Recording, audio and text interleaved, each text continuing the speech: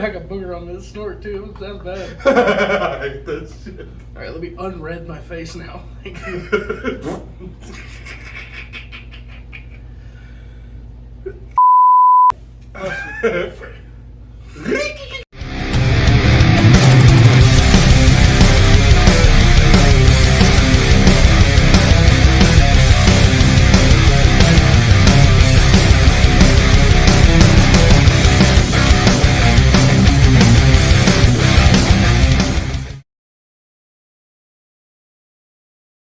Hi, welcome to the Jayne Doe podcast. I'm Nicky V. And I'm Andy Van Zant.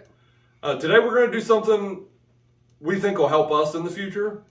We want to interview each other. Try to get some information about ourselves out to you guys. Practice for upcoming videos. We want to get used to doing interviews, get used to asking other people questions. We want to interview a lot of other musicians, potentially other kinds of entertainers on this channel, and we think this will help. It'll help get the content better. It'll help get our talking skills better, people skills better, so on and so forth. So without further ado, let's get to the question asking part before we fuck this up more. So I got some questions here. Remember, I'm just trying to do my job. At least you're trying. I didn't write these. Yeah, and bear in mind, as we do these, I have no idea the questions that he wrote for me, and he has no idea what I'm going to ask him. Obviously, we've been friends for a long time, so there are things we know about each other. We might know the answer to some of these questions, but then again, we did it this way so that maybe there's a curveball in there, but it will all be music related and talking about how we arrived at this point. And there will be curveballs. That sounds bad, but okay. To hang a little to the left. I'm ready. What you got? Cut that one out. All right. So first of all, when did you know at first that you wanted to sing? I've always enjoyed singing, but it's never something I thought I was very good at. Because, literally, it's a weird thing to actually have retained. But I remember there was one time I was at my uncle's house jumping on the trampoline in the backyard, and I had my little MP3 player at the time hooked to speakers, and I'm listening to, I think it was Journey I was listening to, and I was singing real loud. And my uncle came out and was like, "Oh, shut up, you can't carry a tune in a bucket." And it was disheartening. I'm like, well, I thought I was doing okay. Like, I'm no professional or anything, but, I was only like 11, like 10 or 11. Yeah. But, once we started this band and, we were kind of thinking about what roles we were going to fulfill, I'm not by any means an expert guitar player. I'm at a very, I wouldn't say beginner, but I'm at a very early intermediate level. There's a lot I'd put it kind of like between the two, like you're the weird little middle stage between beginner and intermediate. Unfortunately, I have a lot of bad habits that he hates. So I knew that going forward, I don't want to be a drag. I don't want to be at the point where it's like we have a clear vision in our head.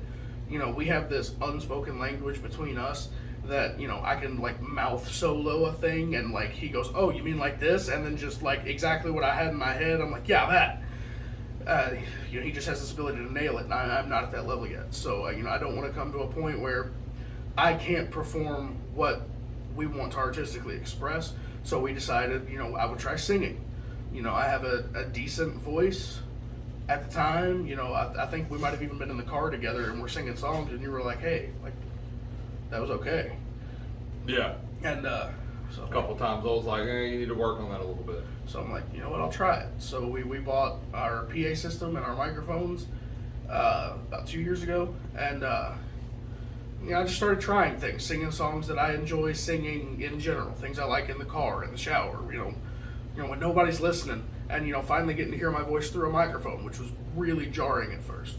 You can't hide from anything when you have two PA monitors on, one on the other side of you, and you're at full blast, and there's no hiding it. Especially considering the things with 1,200 watts. Yeah. But I Couldn't feel hide that from the neighborhood. Oh yeah. But I feel at this point, I'm no expert by any means, but I've sang in front of some people now. My parents, siblings, friends. People I'm kind of nervous. People who I care what they think, and I asked them all to be very honest with me, and assuming they were, they said I don't completely suck.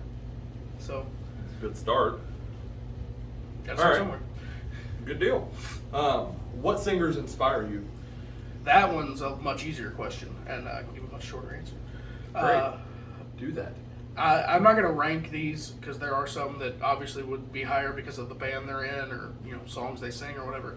But in terms of singers that just when I hear their voice, I'm like, wow, like that's whether it's identifiable or powerful or just compositionally, the way they phrase melodies and things.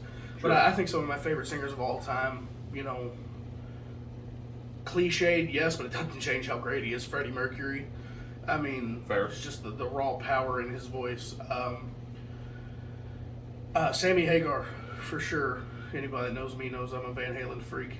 And, Sammy Hagar is one of my favorite voices of all time. James LaBrie from Dream Theater.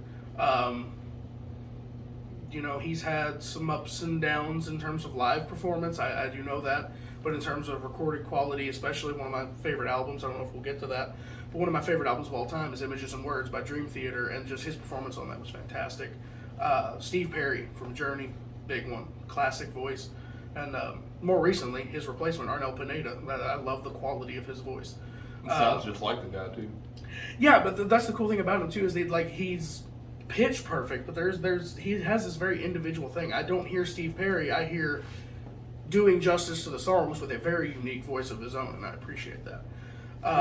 Going into I'm kind of naming people that have just credible ranges and high-pitched stuff, but going into some other stuff, Chris Robertson from Blackstone Cherry, excellent, powerful voice. They call him the mouth of the South for a reason. Miles Kennedy from Alter Bridge, fantastically powerful voice. Howard Jones from Killswitch Engage. In terms of bigger influences, if I had to make a top 5, M. Shadows from Avenged Sevenfold. Love his voice. Always. Absolutely. And probably my big 2 in terms of more modern metal, without a doubt, and this is also because of the songs they write and what they mean to me, but Corey Taylor from Slipknot and Jonathan Davis from Korn, definitely. Of course. Sorry for the long-winded answer, but we got there. All right. Again, didn't write these questions. I'm just here doing my job. Why does your face look like that? It's birth defect? It's something went horrifically wrong. I was asthmatic. It's probably shortage of oxygen, something to do with it. Yeah, I would imagine. All right, back to the real question. I was a lifeguard once. You know that? Some blue kid got me fired. I stole that from Larry the Cable Guy. That's not mine. It makes sense. He's hilarious. All right, so what is your approach to writing lyrics or melodies? Like, how do you go about deciding what you're gonna do? That is something that I had to really work on. Because in terms of lyrics, I find that I'll be listening to something, not necessarily music, maybe it's a podcast or just conversation over here, and I will hear a phrase or something that stands out, and it'll inspire a few lines that come out lyrically. I think one of them that stuck in my head is actually I was thinking about the song Right Now by Van Halen, but specifically I was driving past a cemetery and I remembered in part of the music video for that song, it shows a headstone and it says, "Right now, it's cold where someone you love is." So I started writing a song called Right Now, not taking off of Right Now, but as a tribute, calling it that as a tribute to the fact that song inspired the thought. And basically every line of the first verse starts with "Right Now." So the first line of the song would literally be, "Right now it's cold where someone you love is." And then taking that emotion, the darkness of that thought, and kind of continuing it on. In terms of melody, I just try not to be cliched. If I sing a phrasing and I think, oh, well, that sounds like insert band here, unless that's what I'm going for, then I'm like, well, I'm not using it then. Because, I have no problem whatsoever wearing my influences on my sleeve. I don't. And I will do that. I quite literally do. Yeah, can you tell? But at the same time, I don't want to be accused of being derivative. I feel like in the years we've known each other and the ideas we've had, we have an individual voice. And if I'm going to be the voice of that idea, then it needs to be just as individual as I believe we are. Can agree with that. How do you structure your songs? I don't know. And the best part is that, I mean, that's a God's honest answer. It's not something, it's something I learn about. I listen to other people who are my favorite songwriters talk about how they structure a song. But then again, I also don't believe that the truest expression of music necessarily has to be verse, chorus, bridge, verse, chorus, or bridge, chorus. There doesn't have to be if you're talking about more modern metal, it doesn't have to be verse, chorus, breakdown. Like, it doesn't have to be. But the breakdown's the part everybody looks forward to. I can't wake up in the morning and not hear a Bleh! That's true. But, gets me going. I focus not so much on the actual words in a song or the riff that we've come up with. It's more, what emotion am I trying to convey in this piece of music?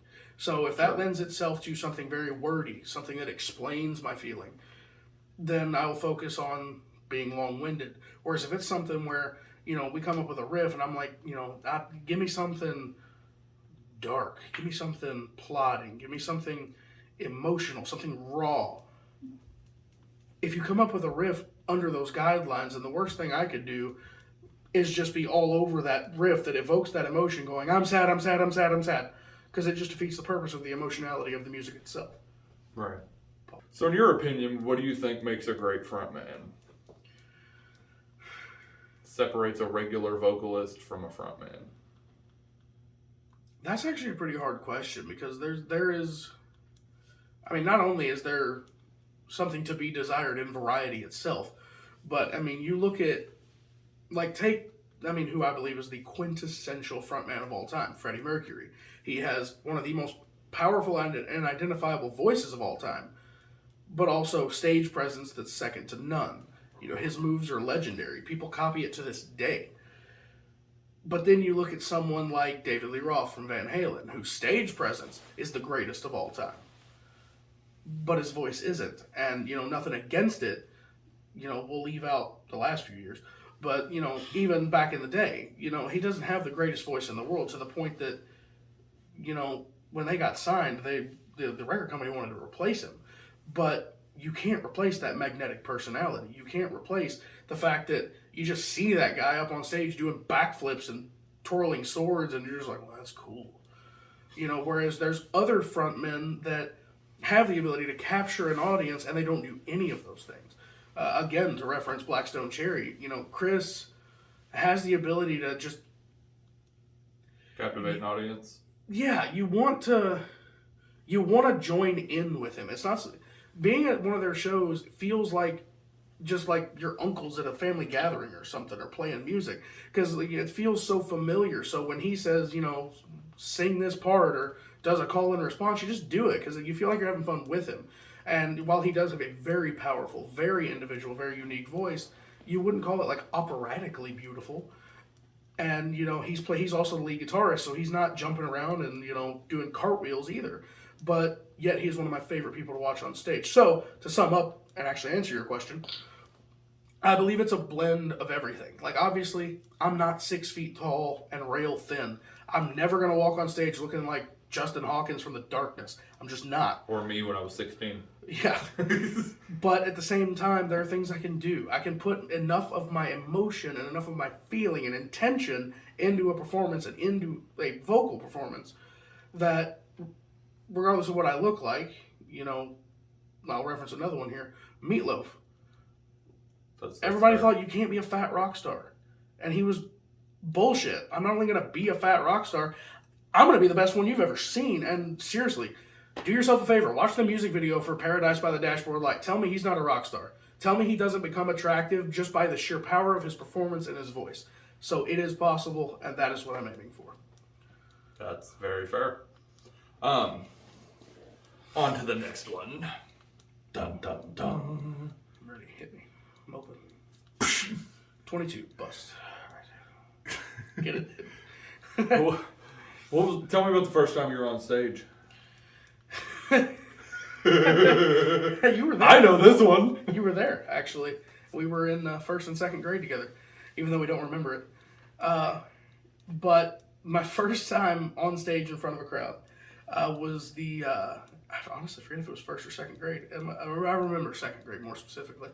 But we did like a whole school play where like every class did like a part of like this little theater production. Yeah, I was not there for that. You sure? I'm very sure. Huh.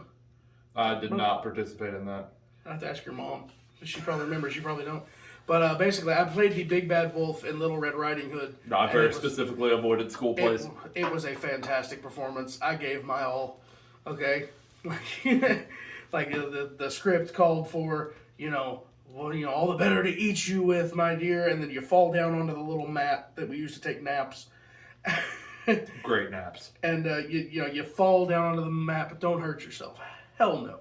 Well, I went, she goes, and rolls out of the way, and I just, high as I could jump, leapt, claws out. It was all I could do not to roar. It was the best goddamn Big Bad Wolf ever. So what, come at me. So what, like you jumped 2 inches into the air? All the better to play up with, am I right? So how long ago did you start playing guitar? Got my first guitar when I was 3 or 4. Obviously didn't know how to play it.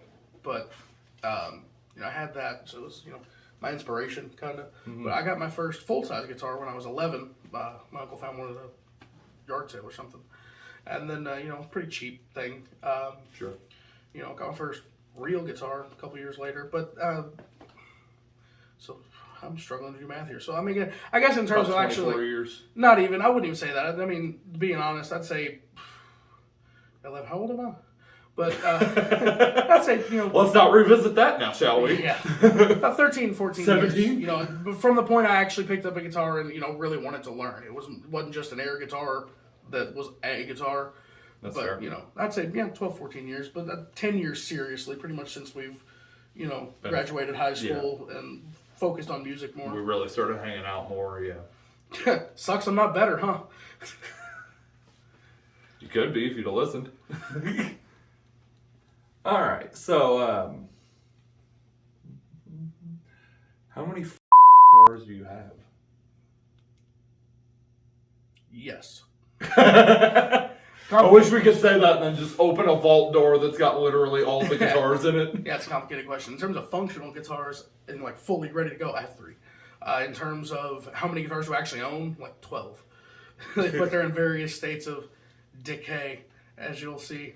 We'll have to go through and fix them all up, get them all playable. It'll give us a lot more variability for all kinds of shit.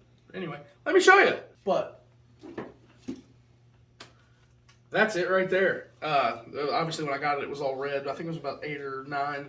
I'd always wanted it painted like Eddie Van Halen's guitar, so my dad actually did this by hand, took it all apart. He knows nothing about guitars, but he figured out how to take the guitar apart and then paint it and then put it all back together again. And it still works. It's beat up, and I've had it a long time.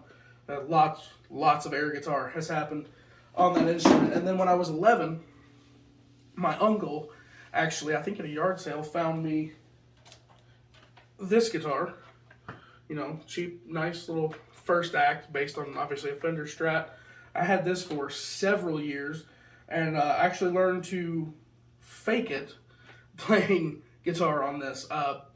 We got Guitar Hero when it came out. My dad bought it for me like when it came out. And that taught me the association of, towards the headstock is a low note, towards the body is a high note.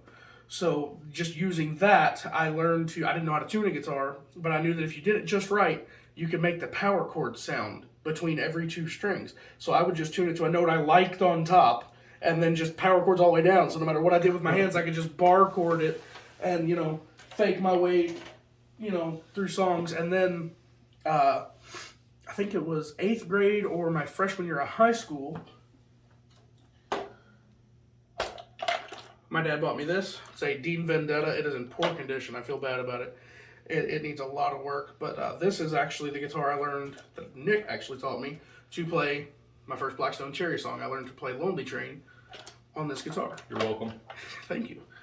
And then from there, I had a few other guitars. My mom got me a Gibson Les Paul, or Gibson, I wish, an Epiphone Les Paul Special 2. That I had to sell that to pay rent at one point. Yeah, not proud of it. Tragic. But it's not a very expensive guitar, so I I'm okay with that now. But what I always wanted was an EVH Wolfgang. Being a huge Eddie Van Halen fan, he's one of my biggest inspirations. You know, the Mozart of our time. I regret so much I never got to see him play live. But for the longest time, I wanted a Wolfgang, and then probably, I guess about 6 years ago now, got tax return back and decided this was the year. I'm finally going to get one. So I did my research. I found one I wanted. I remember that. Well, broke that. This was my first EVH Wolfgang. This is an EVH Wolfgang Standard. Floyd Rose bridge. Fun to tune, let me tell you. Beautiful red. He still has to have me tune it. Flame top maple. I love the dark red on the back. It's just a beautiful guitar, fun to play, nice bright sound, that maple neck, you know, untreated. So it was a lot lighter colored. Literally the oil from your fingers gets in these and just makes them so comfortable and smooth to play. And then... Not to mention it's got the shorter neck profile, which is perfect for your little stubby ass. Also true, yeah. The Wolfgang, you know, it does have a shorter neck. Nick looks gigantic playing one of these. But to me, it just fits. You know, it's a shorter neck. The frets are easier to access. It's the stuff of my nightmares. And my argument is, if it was good enough for the god of all guitar, it's just better. From there, a couple of years later, I decided I wanted to turn it up a notch, give me something special. So I got an EVH Wolfgang Special in Stealth Black. This is a much higher end model. It's a much heavier guitar. A lot denser wood, still a maple neck, but with the ebony fretboard. I still like that one the best. I believe the body is mahogany, so it is considerably more weighty than the other one. Much darker tone profile too. I like to keep this one in drop C, just because it's just a lot of, you know, dense, dark, low end in this guitar, and I love it. Makes me wonder what would happen if we set neck A little tribute to my favorite Eddie Van Halen guitar of all time, the Kramer from the Live Without a Net video. Got my 5150 sticker on there, which I think makes the black look good and it makes the red pop. So, then, after having two guitars with the Floyd Rose on it being so complicated to tune, so hard to set up, I was like, I want a hardtail guitar. What do I get? Unless you're me. Yeah. But, you know, I was like, what do I get? I want a Les Paul. I want an Explorer. I want this. I want that. So, I compromised. Got another Wolfgang. This... I knew it was coming and it still laughed. I'm tangled up here. The loves of my life and they're betraying me. Don't they always? This is probably the most beautiful guitar I own. This is a Wolfgang Special hardtail with a Tune-O-Matic bridge. It's called Black Cherry Burst. I don't know if it's showing up on camera or not, but you see that just gorgeous top. You can see the stripes in the maple and just that dark deep wine red. Looks so good, and this guitar is so bright. Excellent for, you know, any tuning. I think right now it's in what, B flat or A? I think it's B flat. But even Steven tuned that low, you still get a good amount of brightness. Actually, no, I think that's A. That's way. the one we put in A. I used to keep it in drop D, and it's just bright and full at the same time. It's just love it, love it, love it. And those are my current collection of guitars, but as they say, you can never have enough. Enough is never enough. Enough is always enough. Anyway. So, in your opinion, what makes a killer riff or solo? Makes it stand out to you? Everything. You know, that's such a very... False! That's such a varied answer, but it's something I hate to keep repeating this, but it's emotion. It's such a focus of music for me. There's nothing better than just a simple, chunky ass riff that just, even without drums or anything, you just can't you're just getting along with it. Make your neck starts moving automatically. You know, There's a lot of those come to mind. Yeah, I'm trying to pick one. It's not working. But at the same time, a very technical melodic riff hits a certain way. And it's just, you know, in my opinion, originality. You know, because in the space of, you know, we have this debate all the time. There are times that you would rather be a little more technical, a little more melodic, and I'm like, no, pull it back, keep it simple. But then there's other times where I'm like, dude, shred, and you're like, well, that's not what I'm going for. But I would say to give a definite answer, composition. Think about why are you playing it that way? What are you trying to say with the riff? If you want something that's aggressive and forward and gets your head banging, commit to that. There's nothing worse than a song that it either feels lazy or repetitive, or I know you hate that. You hate purely repetitive stuff. There's bands that as they go, it's one thing to have a sound and you hear it and you go, oh, that's this band. But it's another when it's like, so instead of you basically just played that one famous riff kind of backwards and that's your new album. Awesome. I love bands that explore. I'm never going to be one of those fans that hears a new song, new riff, and goes, well, it doesn't sound like their first album. Like, that's stupid.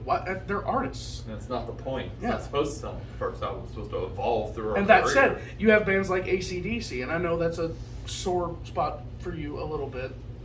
Trigger warning. But I see strong opinions from Nikki.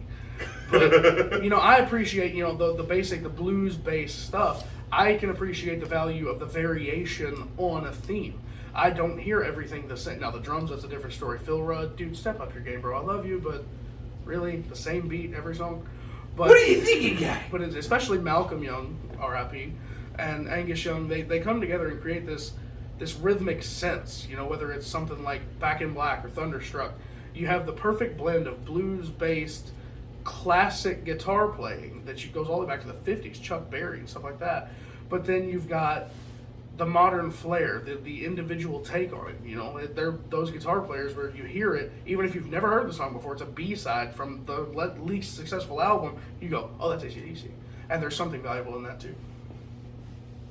Good deal.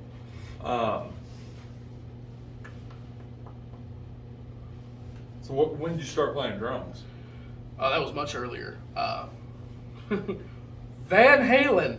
I used to watch. My dad had the Van Halen video hits on DVD, and he made me a VHS of it. Remember those? And I wore that thing out. And I saw Alex Van Halen with that big drum kit in the Jump video. I'm like, I want that. And going back to The one with the hoses? That one was the 5150 on. That one was cool. Gotcha. But in 1984, it's like this chrome massive monstrosity. And but to go back to kind of an origin story thing, my first musical coming out was my dad took me to see Def Leppard when I was 4. And, I'd never been to a live concert, never experienced volume like that and the thump of the drums in your chest. And it's like, I want drums. So that's what I asked for that Christmas. I started off with a little plastic wannabe electronic thing. Mm-hmm. And then shortly following, I think for Christmas, I got a little first act drum kit made of plastic. Wasn't even real drums, but it was enough. I remember that. And I learned how to play that house beat, just that dude, back, Yeah. from Jump. And, the first time I remember, my dad put on the video in the living room, and I did the do-do-do-do-do-do-do-do, and I'm like, I'm a drummer now. I'm so good. I'm just the best. And then I discovered Mike Portnoy and ruined that. But yeah, That's basically 3 or 4 years old. It's been 23, 24 years since if I have nothing, I have rhythm. Do you have a practice method? Actually, yeah, a lot of musicians, especially rock musicians, will have that story, and I have one, about how, you join band class because you're into music, and you get to that point where, like the scene from the comedy where, everybody's, just delicate and the flutes and everybody's just, their sleigh bells, and I have a vendetta against sleigh bells. Miss Witt, if you see this, I love you, but ow. I wanted more technical things. I wasn't interested in being part of an ensemble. I wanted to be a rock star. So, Be in the spotlight. just all of a sudden, buddy. you're supposed to just be, I'm over here just going off. It reminds me of Drumline when they do the little secret thing in the background. Yeah, but she gave, in fairness, she gave us some license, me and my other percussion buddies, who weren't smart enough to figure out woodwinds. We Sounds that complicated. we throw some flair in, joking around, and if she liked it, to her credit, she was a classically trained musician. She let us have her way sometimes, but that did teach me, to answer your question, the basic rudiments. You learn quarter note, 16th note. You learn timing. You learn how to count, and basing from that, I learned from the OG YouTube when it was like first a thing when I was in 7th grade. I saw a video that taught the double tap method where you just 1 2 3 4 1 2 3 4, and it was talking about how to build speed. And so when I got to that, that's how I practice. You do that double tap, and then you move it around the kit, and you build it up until it's faster, but not only faster, but cleaner. And with drums, I've always approached drums. I do not believe they are just a backbeat instrument. I honestly believe drums should have melody, purpose, and say something the same way guitars do. And that's how I approach any drum ideas I have, especially for our music. Fair enough. And then we'll do this last question to wrap this up. How does it feel to you when you write a lyric or a riff and you just have that like aha light bulb turns on, Einstein creating the nuclear bomb moment when you're just like, yep, that's what my soul's been after? It's a weird feeling. You listen to interviews with artists and they all say, it's this thing, it's like something speaking through me. And it sounds so dramatic and so rote, so trite, and then you do it the first time. And that line comes to your brain and you get these 5-10 minutes where it just keeps coming out. The trick is to hold on to that feeling, because once it's gone, if you put it down and come back to it, everything comes out corny, cheesy, cliched. But when you hit that one where you're like, I have an idea, I know what I want to say, and then it just comes out, and then you read it back, or I read it to you, or to someone else, and they go, wow, that means something. Yeah, quite a few times we've been on the phone at work, you've given me a line you were working on, I'm like, that's a good one. And I'm a firm believer in that too. Within the theme, obviously, you're not just, there are songs that are pretty good and it's just a bunch of non sequiturs. And I'm actually trying to write one of those. It's not going well. But, you come up with that one line and it makes you feel something. And I hate to keep coming back to this, but it is the foundation of my beliefs in music. It's about that feeling. Hold on to it. If it's a song about love, remember the moment where you loved hardest. If it's sad, remember the most sorrow you've ever felt. Remember yourself at your worst and hold on to it and express it. And as long as it's honest, it will be good. You almost can't help it. And I really believe that. I'm really trying to break out of that myself, because like a lot of the songs I write, I've got a very depressive mind.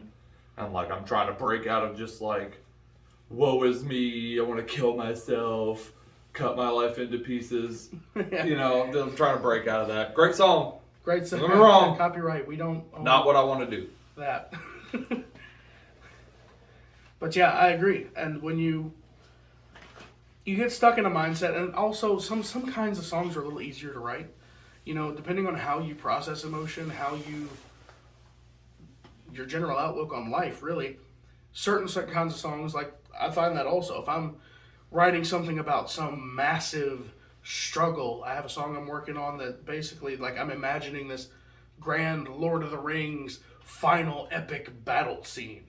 And, I'm calling it The Storm, and it's basically about, you're a man alone with one sword and this army's bearing down on you, or you're standing in a field and this otherworldly, literal storm is just bearing down on you, or in other words, to translate it, the feeling of being overwhelmed. Standing up and going, you know what? This is not going to get the better of me. We're going to stand together. We're going to pull ourselves up and we're going to do this. And so, yes, that it boils down to that basic sentiment, but expressively. And trying to do it without saying something everybody else has said a million times. Right.